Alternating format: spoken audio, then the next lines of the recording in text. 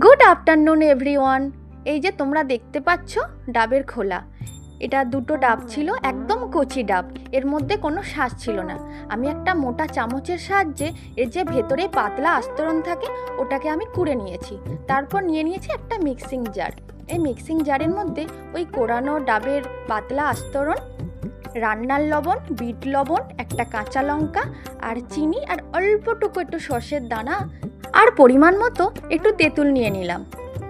তারপর একটা শুকনো লঙ্কাকে একটু স্মোক করে নিচ্ছি।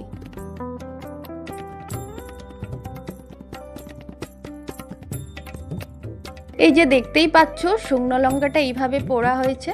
তারপর নিয়ে নিয়েছি গোটা জিরে, এতে গোটা ধনে লাগবে, তবে গোটা ধনে আমার কাছে ছিল না, তাই ধনে গুঁড়ো আমি নিয়ে নিয়েছিলাম। নিয়ে একসাথে একটু ড্রাই রোস্ট করে নেব। ড্রাই রোস্ট হয়ে গেছে, এইগুলো সব একসাথে দিয়ে মিক্সিতে একটু পেস্ট করে নেব।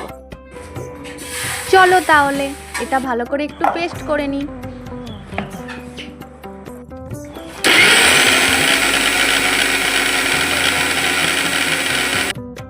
এই যে এরকম হয়েছে। এর মধ্যে এবার আমি একটু কাঁচা সর্ষের তেল দিয়ে দেব আর একটু গোটা সর্ষে দিয়ে দেব, দিয়ে আর একবার ভালো করে একটু পেস্ট করে নেব। চলো, এই যে পেস্ট হয়ে গেছে আমার ফাইনাল রেজাল্ট। একটু একটু গোটা গোটা আছে, তবে ওতে অসুবিধা কিছু নেই। তারপর ডাবের খোসাগুলো মানে খোলাগুলো একটু পুড়িয়ে নেব, কারণ এই ডাবের খোলার মধ্যেই এই চটপটা রেসিপিটা রেখে খেলেই বেশি মজা আসবে।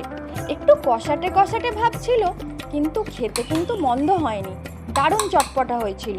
সমিয়ার তো খুব ভালো লেগেছে, তোমরাও কিন্তু ট্রাই করতে পারো। আর হ্যাঁ, এটার মধ্যে প্রচুর পরিমাণে আয়রনও আছে। তবে আজকের ভিডিওটা এতটুকুই, তোমাদের সঙ্গে দেখা হচ্ছে নেক্সট একটা ভিডিওতে। ভিডিওটা ভালো লাগলে একটা লাইক করে দিও। ততক্ষণের জন্য রাধে রাধে।